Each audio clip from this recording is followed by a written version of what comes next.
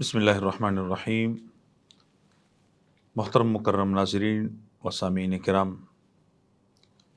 माह रबीउल अव्वल की मुनासबत से सीरत तय्यबा से हमें बहुत सारे सबक आमोज़ पहलू देखने को मिलते हैं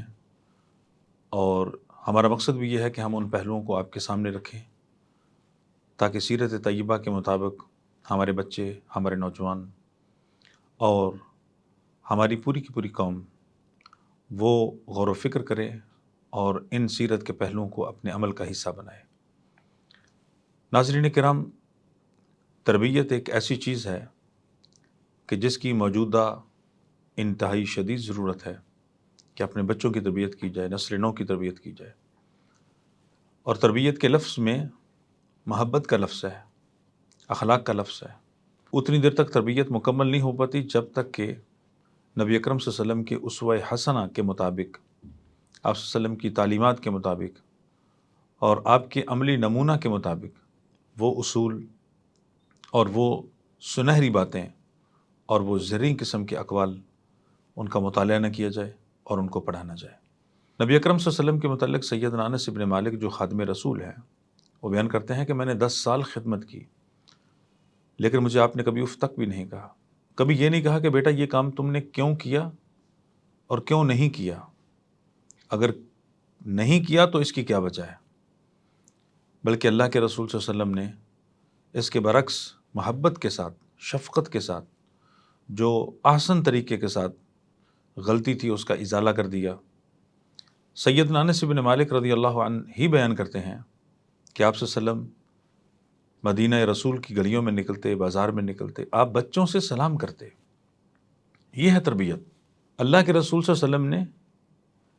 तरबियत के हवाले से एक ऐसी सुनहरी बात इरशाद फरमाया कि मन लम यरहम सगीरना वलम युक़िर कबीरना फलैसा मिन्ना। जो अपने छोटों पे शफ़क़त नहीं करता और अपने बड़ों का एहतराम नहीं करता, वो हम में से नहीं। आप देखिए कि अल्लाह के रसूल सल्लल्लाहु अलैहि वसल्लम ने माशरे की तरबियत के लिए और नस्ल नौ की तरबियत के लिए पहले आपने जो बात इरशाद फरमाई वो ये कि छोटों पे शफ़क़त। तो बच्चों पे शफ़क़त करेंगे तो वो बच्चे बड़े होकर बड़ों का एहतराम करेंगे। तो ये अल्लाह के रसूल सल्लल्लाहु अलैहि वसल्लम ने माशरे की तरबियत का इस हदीस में एक इंतहाई अहम जो उसूल है वो ज़िक्र फरमा दिया है। और इसी तरह हदीस में उस बद्दू का वाक़या बड़ा मशहूर है कि जो मस्जिद नबवी में आता है, अपना ऊँट एक कोने में बांध देता है और साथ ही पेशाब कर देता है। सहाबा किराम उसको मारने के लिए दौड़े, आप सल्लल्लाहु अलैहि वसल्लम ने मना फरमा दिया कि नहीं। उसके बाद रसूलुल्लाह सल्लल्लाहु अलैहि वसल्लम ने ये बात इरशाद फरमाई, इन्नमा बुइस्तुम मुयस्सरीना, कि तुम आसानी करने वाले भेजे गए हो, वलम तुबअसू मुअस्सरीना, तुम्हें तंगी में डालने के लिए और किसी दूसरे पर ज़बरदस्ती करने के लिए नहीं भेजा गया, क्योंकि अल्लाह रब्बुल इज़्ज़त ने इस उम्मत को उम्मत वस्त बनाया, व कज़ालिका जअलनाकुम उम्मतन वसता। तो लिहाजा उम्मत वस्त का ये तरबियत है और ये उसका अमल होना चाहिए कि जो बच्चे हैं, जो जाहिल हैं, जिनको इल्म नहीं है, वो इस अंदाज से उनकी तरबियत करें, अखलाक से, महब्बत से, शफ़क़त से, जो कि अल्लाह के रसूल सल्लल्लाहु अलैहि वसल्लम ने अपना उसवा पेश किया है। हदीस के अंदर एक और वाक़या जो है वो ज़िक्र है कि सैयदा आयशा रज़ियल्लाहु ताला अन्हा बयान करती हैं कि नबी अकरम सल्लल्लाहु अलैहि वसल्लम का खुश होना और आपका नाराज़ होना मैं आपके अल्फाज से पहचान लेती। सुभान अल्लाह, मेरे माँ बाप आप पर कुर्बान हूँ कि सैयदा फरमाती हैं कि आप सल्लल्लाहु अलैहि वसल्लम जब मुझसे नाराज़ होते तो आप कसम उठाते कहते रब्बी इब्राहीम,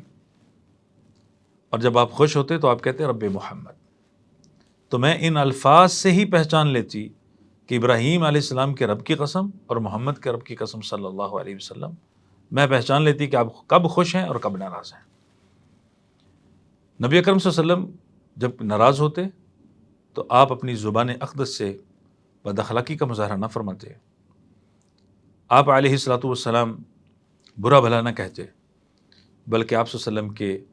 चेहरे की रंगत बदल जाती। आप अलैहिस्सलातु वस्सलाम के ज़हरी जो शक्ल व शुबाहत और हुलिया मुबारका से उस चीज़ के मुताल्लिक़ कराहत और नापसंदीदगी का इजहार होता, जैसे सहाबा किराम समझ जाते कि ये चीज़ अल्लाह के रसूल सल्लल्लाहु अलैहि वसल्लम को नापसंद है। नाज़रीन किराम, यही वजह है कि सैयदना सलमान फ़ारसी रज़ियल्लाहु ताला अन्हु से रवायत है,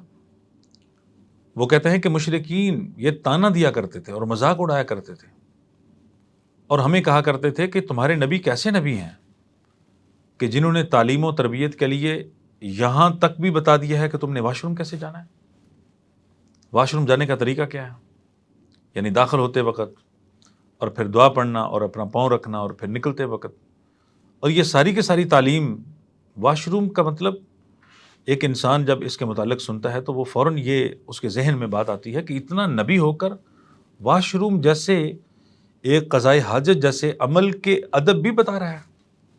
تو سیدنا سلمان فارسی فرماتے ہیں کہ ہاں، ہمارے نبی نے ہمیں ایک ایک چیز کے متعلق تعلیم دی ہے، یعنی انسان کی زندگی کے اندر جو بھی ضروریات، اس کی حاجات اور جو بھی کرنے کے ممکنہ کام ہیں، ان سب کے متعلق اللہ کے رسول صلی اللہ علیہ وسلم کی جو ڈائریکشنز ہیں،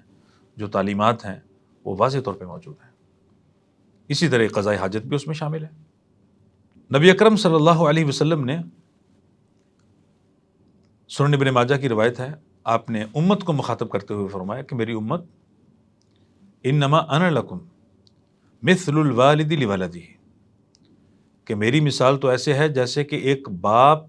اپنے بیٹے کے ساتھ اس کا رویہ اور جو اس کا طریقہ کار ہوتا ہے، جس انداز سے ایک باپ کے دل میں اپنے بیٹے کے متعلق شفقت اور محبت ہوتی ہے، میری مثال بھی تمہارے مقابلے میں ایسی ہی ہے، اور میں تم کو ہر چیز کی جو تعلیم دیتا ہوں وہ تعلیم ایسے ہی دیتا ہوں جیسے کہ ایک باپ اپنے بیٹے کو تعلیم اور تربیت دے رہا ہوتا ہے۔ ناظرین اکرام، نبی اکرم صلی اللہ علیہ وسلم کی یہ جو تربیت ہے، اس تربیت کا اس قدر جو محیط پہلو ہے اور اس قدر جامع پہلو ہے، آپ صلی اللہ علیہ وسلم نے بچوں کے لیے الگ سے تربیت کے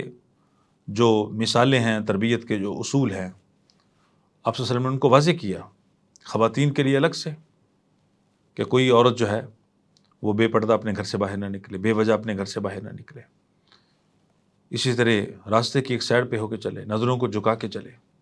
یہ سارے کے سارے آداب ہیں، یعنی عبادات کے اندر بھی، اخلاقیات کے اندر بھی، خانگی زندگی کے اندر بھی آداب۔